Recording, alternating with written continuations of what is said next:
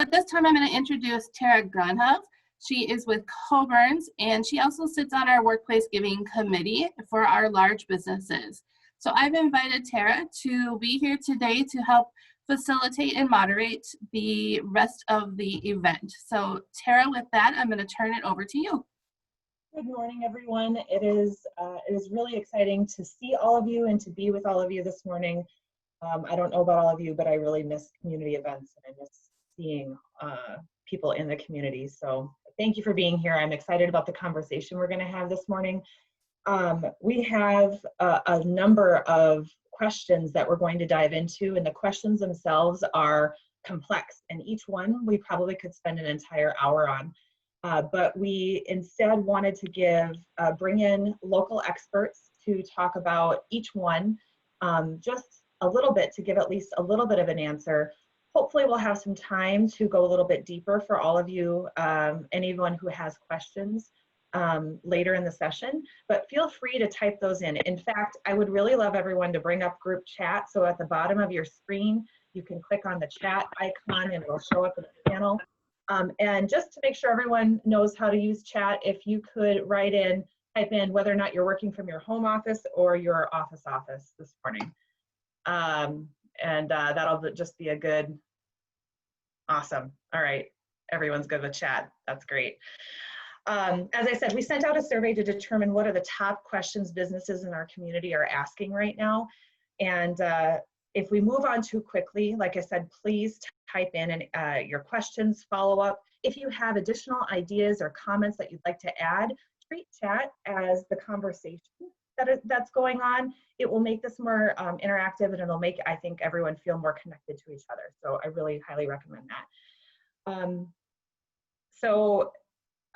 Everyone, it looks like we've got most people working from home, and that's great. I've been home since March 16th, as I'm sure many of you have. And so I don't know about any of you, but I feel like I move less at home because there aren't meetings to get up and move to. You're just Zoom to Zoom to Zoom. So hopefully everyone's finding a way to get out and enjoy this weather. All right, so one of the most common questions that we heard on the survey was, how have community needs changed in the last several months, and how is United Way responding? So Daniel, with United Way, I know that you are able to tell us a little bit about what's been going on with United Way in the last 4 months. Yes, and I'm happy again. My name is Daniel Larson. I'm Vice President of Community Impact at United Way. And so Tara, you want me to answer in less than 2 hours, is that right? Ish, yeah. Okay. Well, I could definitely go on and on about the evolving needs in the community, even though it seems like we've been stuck on March 12th for 75 days now. Things are changing daily, continually. We have seen an incredible rise in homelessness and people seeking shelter because it's not safe to couch surf or to share basements right now. So we have provided funding to organizations to expand their shelter services and to get people into hotels. And there's quite a number of families that are off the streets right now thanks to that funding.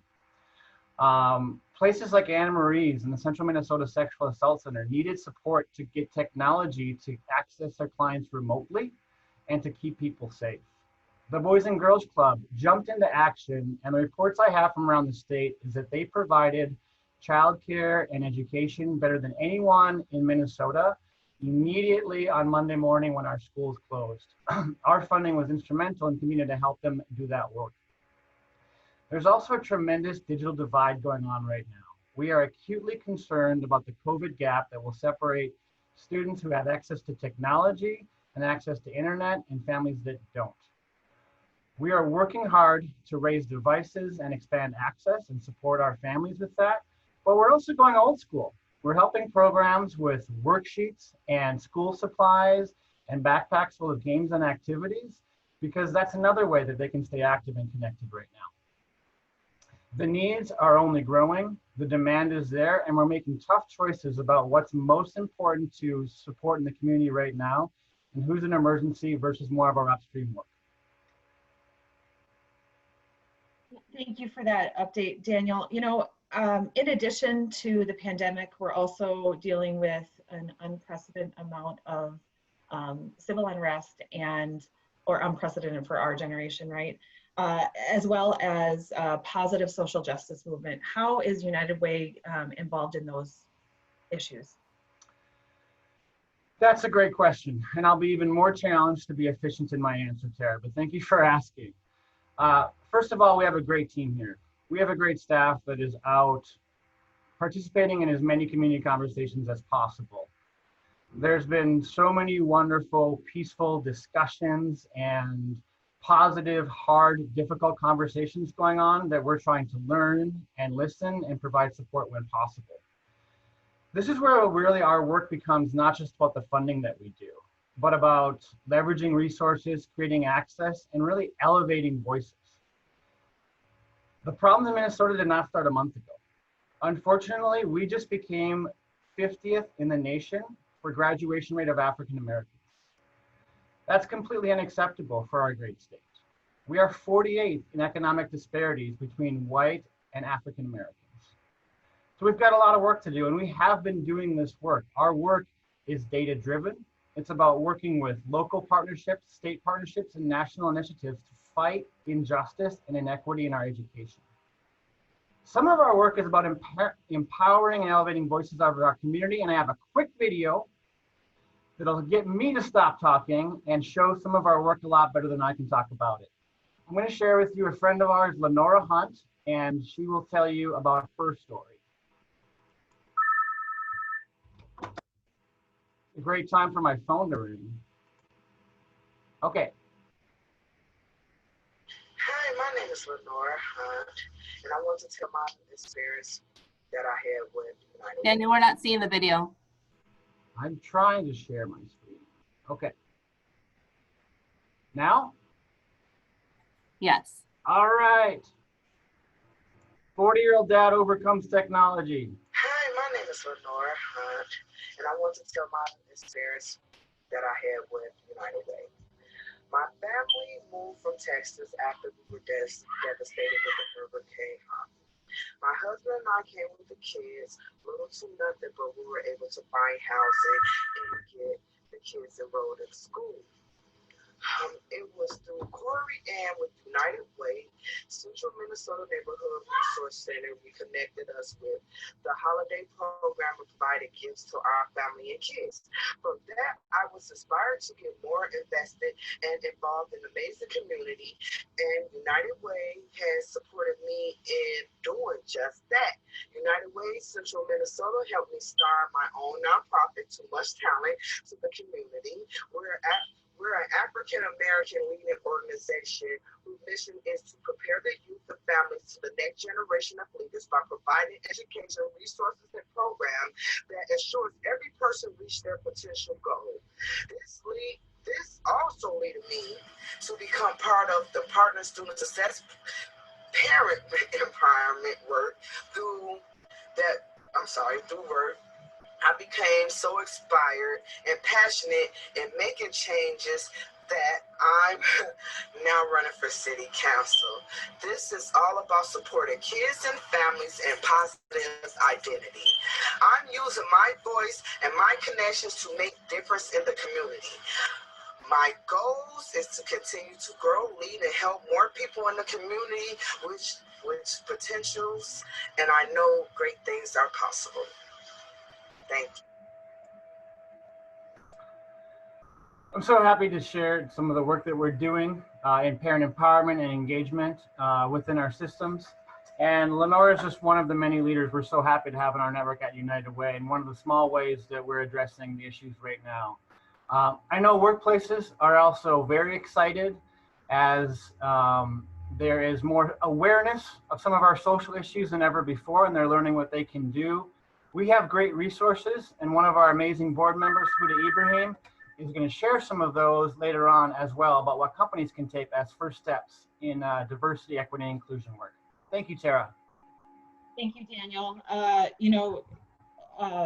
I think that many of us on the call today would love to learn more about what's going on.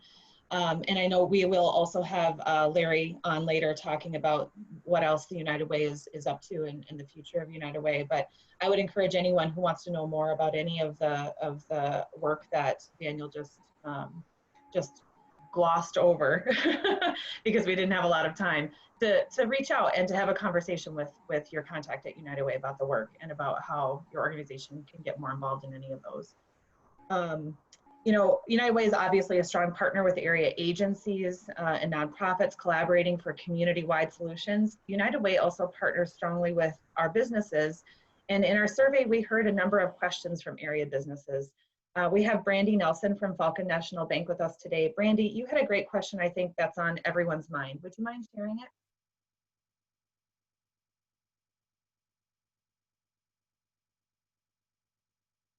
Brandy, if you're talking, we can't hear you.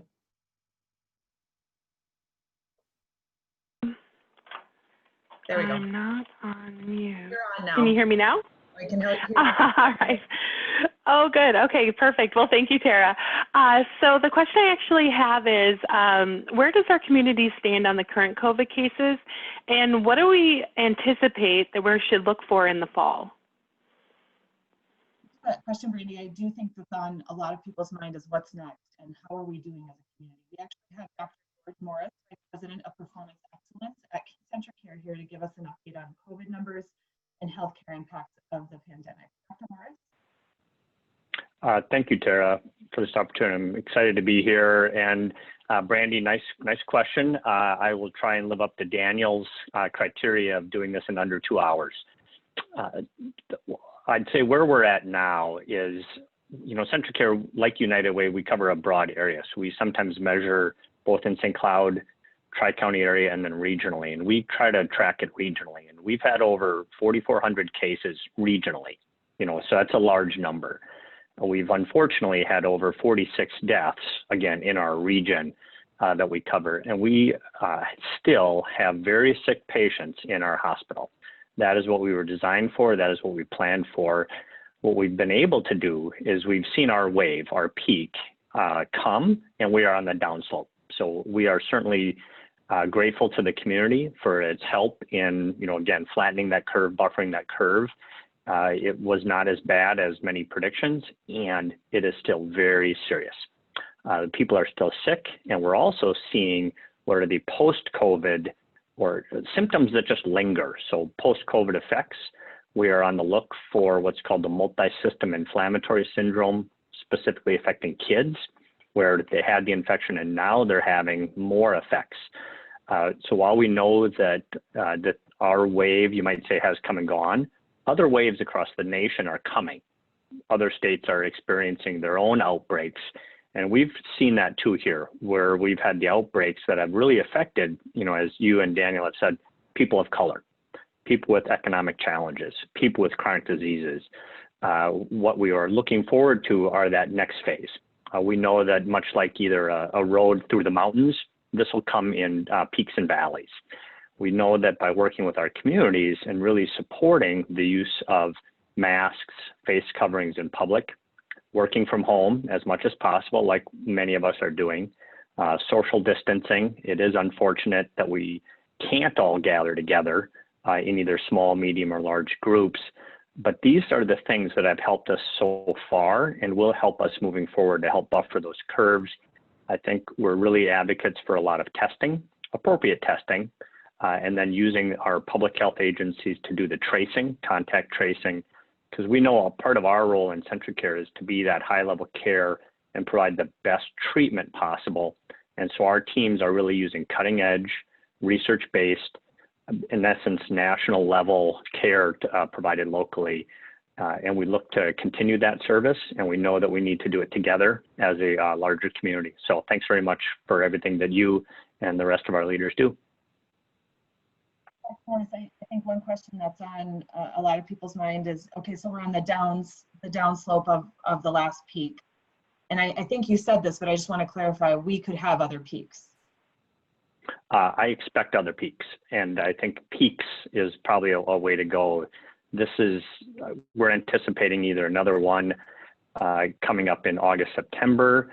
What we've also been grateful for is sometimes it's the calendar or the group gatherings. We did not see a large peak or a small one even after the gatherings and memorials for George Floyd. As I looked at, our community members did a great job of recognizing, his life and tragic death, but doing it in a safe way where many people had masks. They were doing distancing. And if we can slowly open our businesses in a safe way, we will not experience what other states have done, where bars, restaurants, large gatherings, swimming holes, then become epicenters for new peaks. We would like this to be a gradual curve that we can manage and buffer as low as possible. Thank you, George. I think I'm sure people may have additional questions, and encourage them to type those into chat, and we'll get to those. Later, and you'll be with us the whole hour, I believe. So that's great. As we plan for the future of this peak and valley pandemic, one of the most common concerns we're hearing from businesses: what about the safety and well-being of our employees? In fact, Bob Mahold from Mahold Insurance, you had a specific question about that. Bob? Hey, thanks, Sarah. Thanks, Dr. Morris. I'm just wondering, as we are trying to think about going back into our office space, what are some of the best practices that we should keep in mind as we're trying to keep our employees safe and productive? Thank you, Bob. I know that that's on a lot of people's minds. I'm hearing from several people it's hard to hear me, and I apologize if that's the case. And so I'm going to get a little closer to my computer, and hopefully that's helpful. So I know at Coburn's, we have both, and we have our retail locations where we're trying to keep them safe in the workplace and serving our guests. And then we have those of us who work at the support center, and most of us are working from home. But I know that we're grappling too with how and when do we come back to the office. So here to answer that question, we have Melinda Gao, CEO of Quinn, Living & Hughes, who's been providing legal counsel on this topic to many area businesses. Melinda? Thanks, Tara, and thanks, Bob, for your question. The top 3 best practices that I know as of today, and it keeps changing, is number 1, if you haven't already adopted a preparedness plan, you need to do that, whether you're in a critical business or one of the non-critical businesses. The state issued in April a template that employers should use as a blueprint. As soon as that came out for the non-critical businesses, I dove right into it. I critiqued it. I looked at it. It's a great tool for you to use. So non-critical, manufacturing and office-based businesses had to have that in place before they opened as of the governor's order from April. Now, even for critical businesses, which makes sense, right? Critical businesses have to have a preparedness plan in place by Monday, this coming Monday. In a follow-up email after the session today, we're going to send a link to you so you can easily find that template if you need it. Number 2, sick employees stay home. Sick employees stay home. I called recently retired Stearns County Public Health Director Renee Fraundeist, and I said, what's the number 1 way that you think that we can keep employees safe as they return to the workplace? And she said, sick employees must stay home. And she offered a different kind of solution for employees being screened before they come to the workplace. A lot of employers are screening employees as they arrive at work. She's suggesting trust your employees to screen themselves at home, so they don't even come to the screening place, at your office, at your manufacturing plant, and then potentially, spread these horrible germs. So make sure you've got the most current CDC recommended, what those symptoms are. Make sure your employees know what those symptoms are, and ask them every day to think about, do I have a sore throat? Do I have shortness of breath? Am I feeling feverish? Have them check their own temperature at home before they come to the office. And the number 3, productive employees should stay home. Now, even for the critical sector, it remains true under the governor's order that if the employee can work at home, they must work at home. Now that's subject to interpretation, and of course we've worked with employers on what that means in any given situation, right?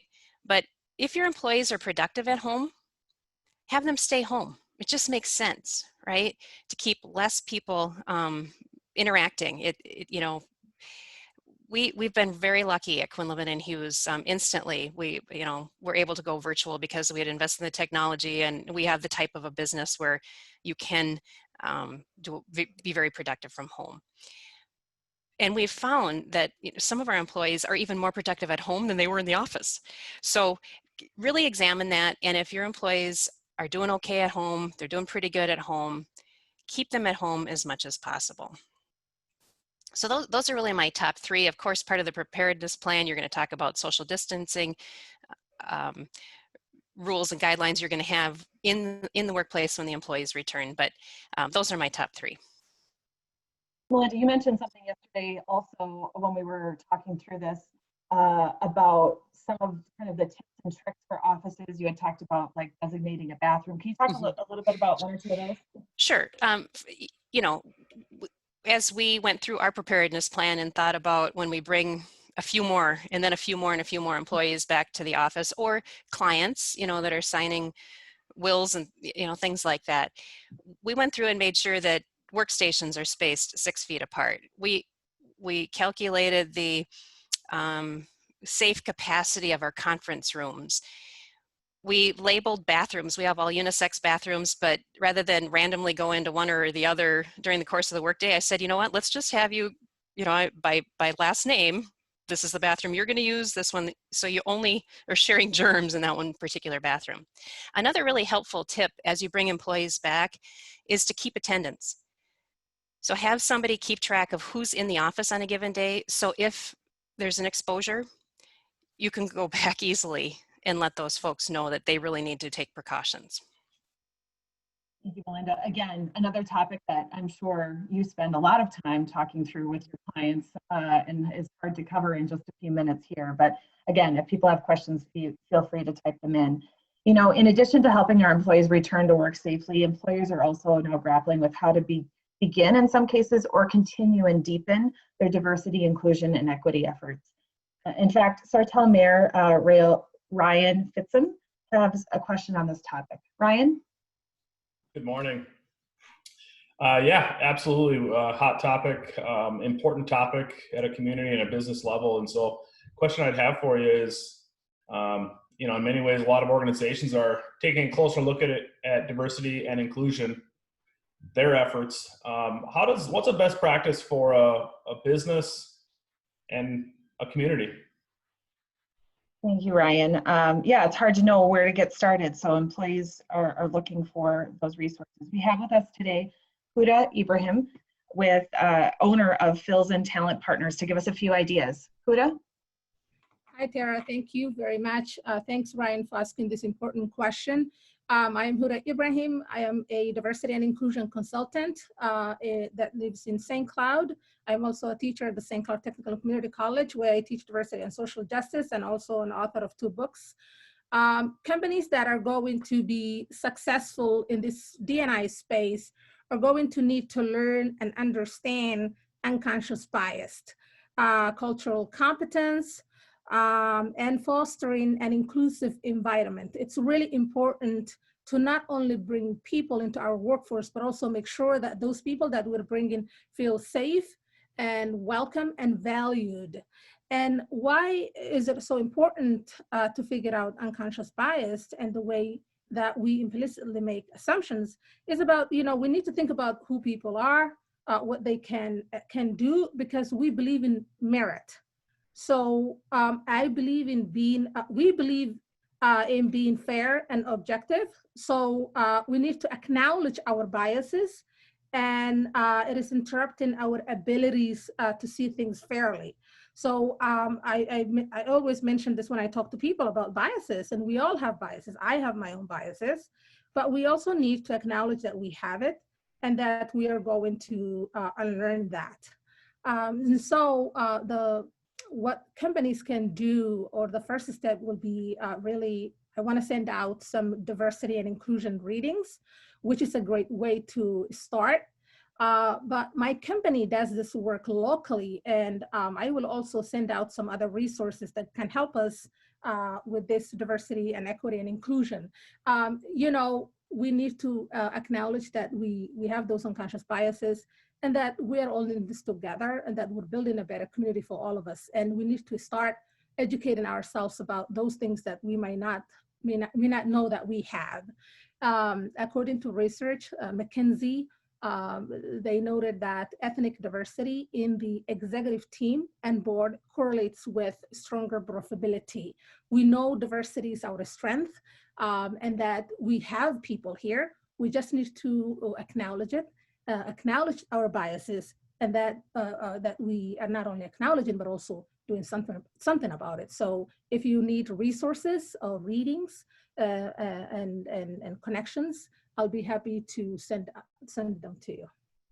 Thank you, Huda. Huda, yesterday when we were talking, you mentioned a couple of things that really stuck with me that I wanted to bring up. One of them was you asked a question, and I think you had referenced a colleague of yours, a question that they asked about whether or not you can see yourself being successful. Could you talk a little bit about that? And because I think it's a question that businesses could ask themselves to look at this a little bit differently. Can you say that again, please? Yeah, the question of whether or not your employees at any level can look at the leadership team and ask themselves whether or not being who they are, looking the way they do, thinking the way they do, can they be successful?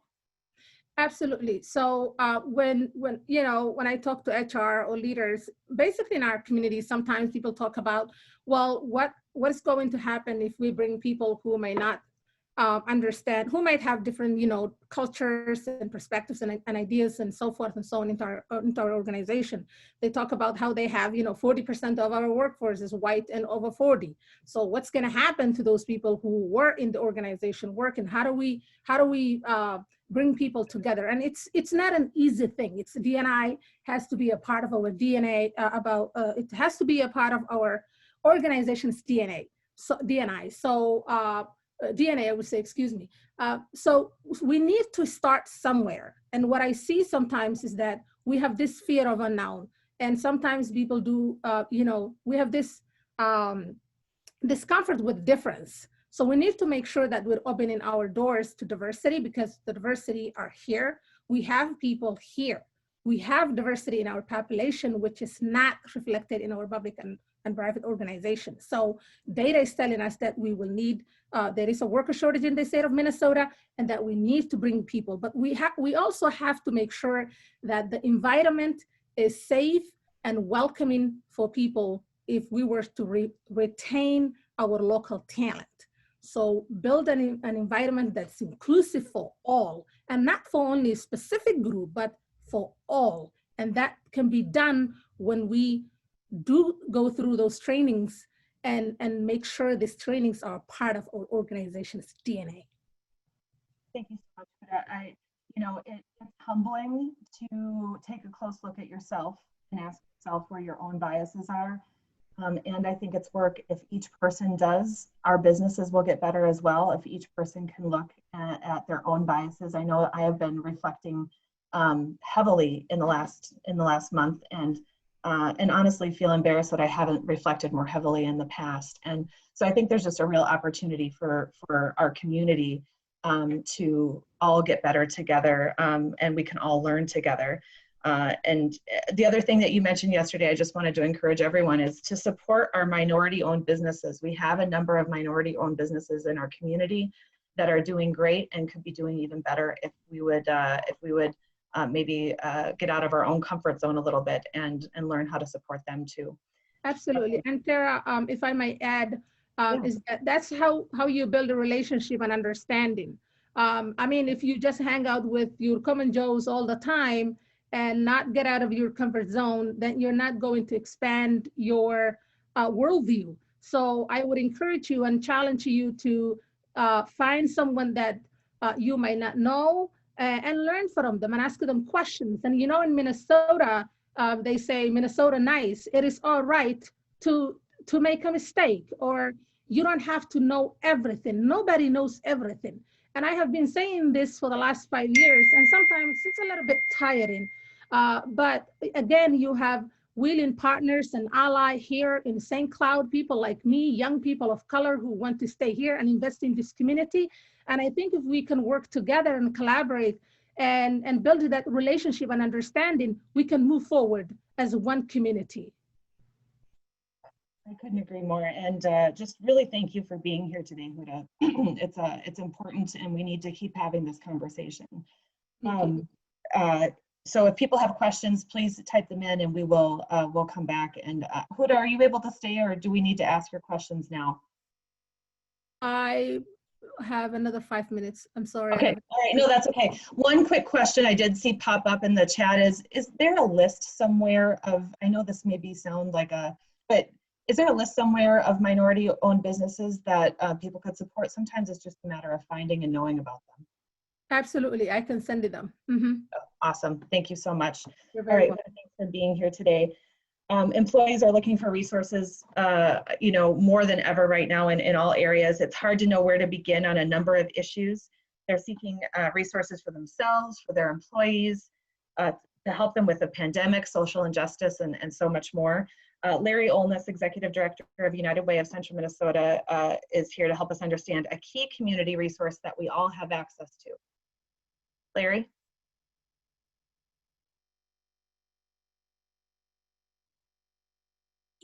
My apologies. Thank you, Tara. I am very proud that we're able to offer 2-on-1 for this community. What 2-on-1 is, it's an information and referral service, and it's available 24/7, 365. And you can access it by simply dialing the telephone number 211, by going to our website and connecting with the website that allows you to chat. You can text in, and you can also, through our website, connect to the online database and look at the information that's available in your searchable database yourself. 2-on-1, what happens when you connect with 2-on-1 is they will ask you a series of questions to help identify the best resource available to meet your need. And in some cases, there may be one or more resources. In other cases, unfortunately, there may be no resources. But even if that's the case, they will help you to problem solve some alternative ways to address your situation. It's a confidential service. It's an anonymous service. You don't have to fear that they're going to contact your employer or make judgments, but it's there when you need it. And it's important because, one of the biggest issues that people struggle with is, where do I start? And that leads to anxiety and stress. And knowing there's a place to start, knowing there's someone that can talk you through those problems and give you some options is extremely important. I like to put up a graph very quickly just to give you a sense of what's been happening between March 15th and June 19th. And what you see on here is that the bulk of the calls are related to basic needs. I need food, I need shelter. And that is to be expected based on the fact that there have been layoffs and furloughs and closures of business. And that's on top of the fact that we need that in many cases throughout the year for a portion of our population. You also know that there are other areas that have come into play. Healthcare, obviously, people are very concerned about the COVID and what that means for them. Mental health and substance abuse, those issues are there. So 2-on-1 is a comprehensive listing of those services, and it's experts that are there to talk you through the situation and help you to find a path to a solution. We keep this information very current. We work with our community partners to get that information uploaded so it's as timely as of today, as far as that goes.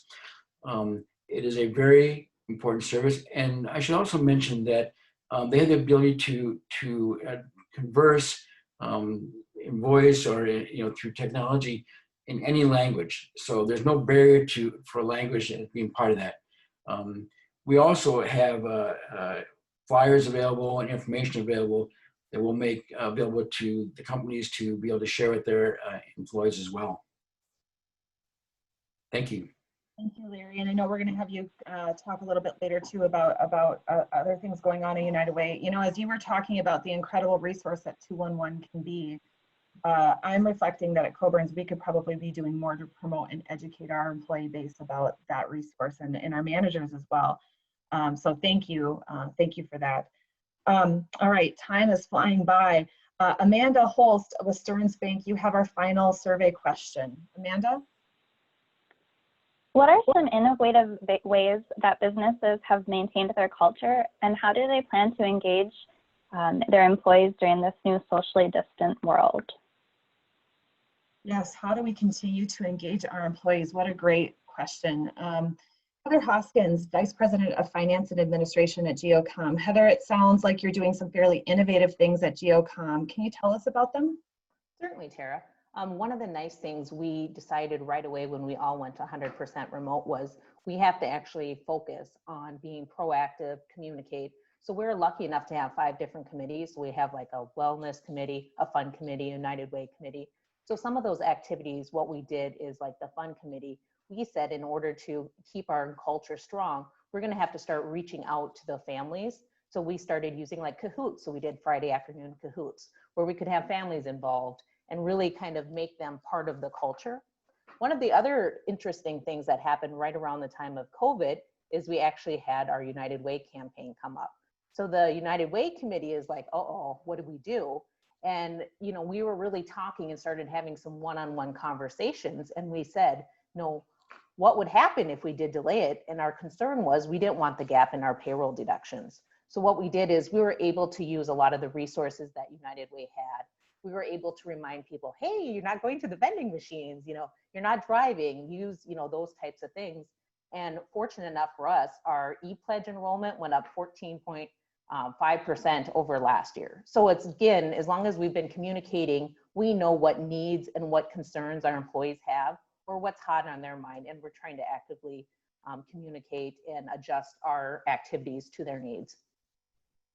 Wow, that's a great success story that your e-pledges went up during this time, and it's encouraging for those of us who have our annual campaign on the horizon. I love the way that you've been innovative in your communication. I know Coburn's has experienced the pandemic a bit differently than some of the other businesses because we became busier than ever, and grocery has been, you know, an essential business. We innovated communication in a little bit different way. In that we began daily communication cadence with all leaders throughout the company to keep everyone on the same page because things were changing so quickly. We realized so many benefits from that even though things have slowed down a little bit, we're continuing a cadence of regular communication with our leaders, not as frequently, but frequently, and that's been powerful. Heather, I also appreciate that GeoCom thought outside the box for your annual campaign. Now more than ever, our community needs our help, and we need to keep our United Way campaign strong. I know at Coburn's we're looking to implement e-pledge this year, as well as exploring some virtual silent auction platforms. At this time, we don't have time. I think, again, there could be another hour, and I believe, Jessica, we're going to probably invite people to come to an annual campaign session to learn more about how to do this. But if you're having ideas around your annual campaign, or if there's things you've done, please type them in chat and we can learn from each other at this time as well. As we continue to look for ways to engage our employees while making a difference in the community, we'd like to ask Mary Krippner, Volunteer Director with United Way. Mary, what are some of the volunteer opportunities that employees can take part in? Thank you, Tara. United Way has several opportunities for employees to become engaged in our community, anywhere from preparing a meal, mentoring youth, running a school supply drive, or assembling food kits to support our local food shelves. You can give me a call or send me an email anytime to explore your options, and we can plan together a project that fits your passion and your schedule. Projects can take place in the Volunteer Action Center, at your office, or a nonprofit of your choice. I also want to invite everyone to participate in our annual Day of Caring scheduled for Thursday, September 17th. We'll look a bit different this year. We will have virtual, remote, and small group projects available for your company to choose from. Some more information to come on that. I look forward to working with all of you on your volunteer engagement plan. Thank you. Mary, can you give me just a couple of examples of ways people are volunteering right now? I think people get a little stuck. Well, if I volunteer, I have to go physically be somewhere, and we're not able to do that right now. So maybe just give some examples of ways that people are volunteering. Right now, there's a lot of people that are making and sewing masks and donating those. We're giving those to various programs as well as Central Care to provide to individuals who are high at risk. I've had greeting cards made for essential workers as well as various other programs, thanking them for their time and energy. We just finished up Day of Action where we assembled senior care packs to be distributed to seniors utilizing the meal program through Catholic Charities. And so there's a variety of different ways that you can volunteer at home. And if you need any more ideas, you can just give me a call. Awesome. Thank you, Mary. So before we open up to questions, I just want to invite Larry back to speak with us about the future of United Way in light of all of the changes happening in our community. Larry, can you tell us about what you're anticipating in the near future and how you're preparing for that? Absolutely, Tara. Thank you for this opportunity. You know, Daniel began the discussions with what's going on in the community related to basic needs and so forth. But there's two issues that we think are emerging that were critical before, but have gone beyond that. And the first is the area of childcare. Childcare has always been a critical issue in our community. And in fact, prior to COVID-19, we were short about 2,000 slots in central Minnesota. What has happened for a number of reasons, because children have stayed at home because their parents are home and the schools are closed, because of fear of having children mixed together as possible being infected. The number of childcare providers has dropped, the number of daycares have dropped, and therefore we're facing a shortage as we're at the same time trying to rebuild our economy. So childcare is a critical issue and we need to put additional attention to that. The other area that is once again always been part of our community, but mental health. As people are having to deal with the fear of COVID, the social separation, all these things going on, that has continued to grow as well. So once again, we see mental health as a area we need to really put some additional attention and focus on through United Way. I will say that United Way has been blessed to always be, in many companies, their philanthropic partner, how they have given back to community. And we are very honored to have that role. But we also are working with companies to be their business partner. And when I say that, we have, in some instances, been able to help companies with recruitment and with retention and even with sales. We've done that using models that other United Ways have done across the country. So we would welcome the opportunity to expand those relationships and expand those discussions with more companies. So, building our relationship and our partnership with companies and dealing with those issues as they emerge that we need to in order to get back to a growing economy and a healthy community. Thank you, Larry. Being a part of the United Way Workforce Committee, I have learned in the last year a lot about the data and the insights that United Way has and can offer in unique ways to businesses. And it's exciting as we look at employee engagement, productivity, retention.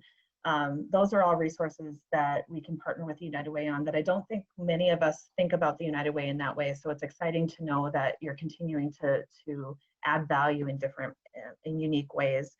So if any of the businesses on today haven't, I encourage you to reach out and have a different kind of conversation and discussion with United Way around business partnership and the kind of data and insights that United Way could offer. So now we'll open up to questions. Jessica, as you're reading through the chat, do we have anyone we can ask to share a question with us? We don't have a lot of specific questions, more around logistics and what's going to happen next. And so I just want to address that.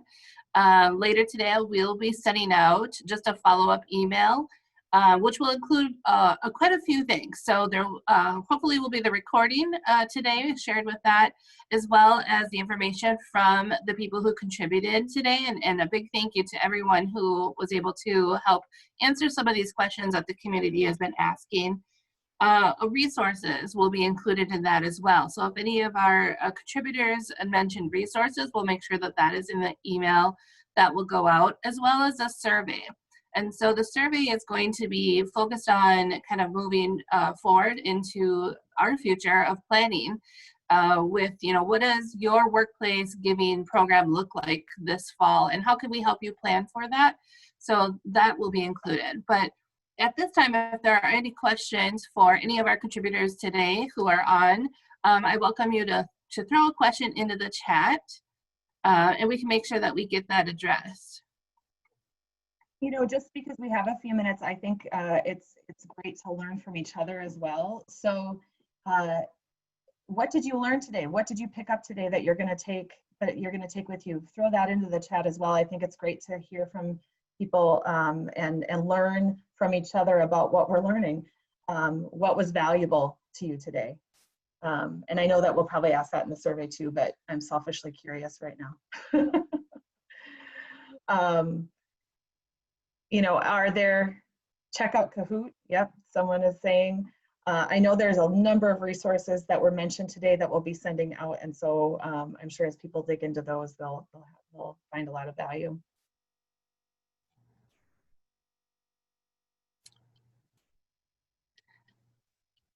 Nobody has questions. I guess we did a good job. I guess so. I guess so. Yeah, wanting to know more from Huda and supporting local businesses. Yeah, I think, so perhaps there will be future community conversations where we can dive a little bit deeper and have ways for people to connect. There's breakout sessions that we could do within Zoom and different things that may have an opportunity to be able to talk directly to each other as well. All right, Jess, there's a few more coming in. Just a lot of good reflection is coming through. And so, the things that people learned today, just about engagement of employees during this time, the opportunity to learn from one another, listen, be a part of the conversation.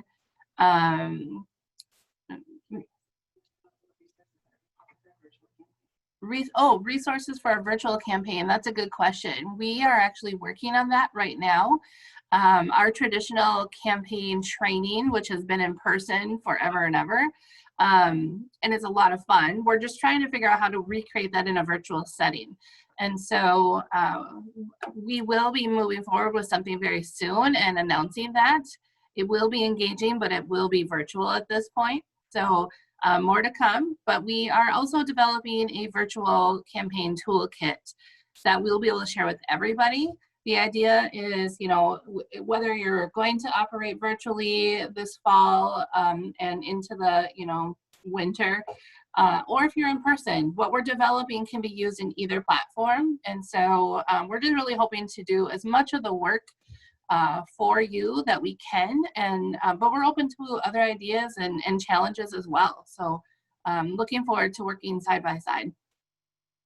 Yeah, I mean, the flip side of all of the challenges of the pandemic is it has forced us to be innovative. And I think, necessity is the mother of innovation. I think there will be some really exciting things that come out of the campaign innovations this year that we can all learn from. So thank you.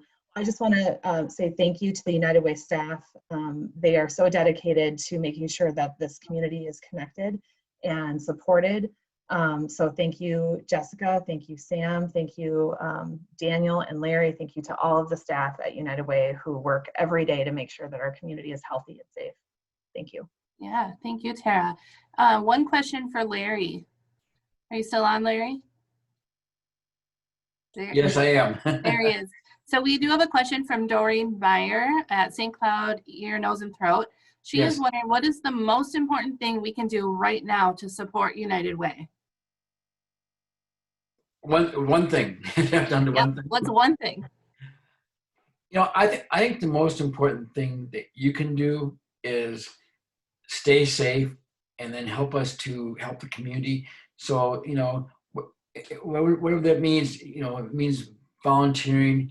It means directing folks to 211. It means helping us to create awareness of the fact that childcare is an issue, and there are folks that are lonely and need to be talked to. So the one thing I could say, if I were to use a cliche, live united. I mean, work together with this community to to continue to have this be a wonderful place to live and raise a family and retire. Larry, if I can just add to that, I also think those of us on the call today, we all are influencers in our companies. So making sure that our annual campaigns stay strong and maybe even finding ways to reinvigorate those because of the pandemic. I don't know what is happening across the country for United Ways, but I imagine that giving may be down, and we want to make sure that our Central Minnesota United Way stays strong. Thank you. Yeah. All right. Okay, well, I don't see any other questions coming in right now. And so I think, again, when I send out the information later on today and you have time to maybe process through a little bit more of the conversation we had today, feel free to follow up with me with any questions that you might have, and I'll make sure that they get answered and or directed to the appropriate person to answer those questions for you. So again, Tara, I wanted to say thank you to you for helping put this together.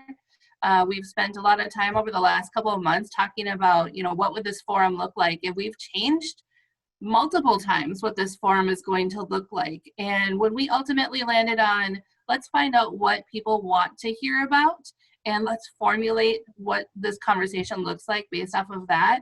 I think that based on the feedback that we are getting today, that was a really good decision. So thank you for your leadership in that, as well as your presence today and helping us get this conversation to the table, because I think it was important to do that. So thank you so much. And for everybody else who was a contributor, to Melinda and Dr. Morris and Mary and Heather and Huda and Daniel and Larry, everybody else, thank you so much for your time this morning, and for all of the attendees who took the time to spend this hour with us. We really do appreciate it. I hope you all have a really great day. Enjoy the weather, get outside, and be safe most of all. So thank you so much. We appreciate it. Thank you. Have a great day. Thank you. Bye, everybody.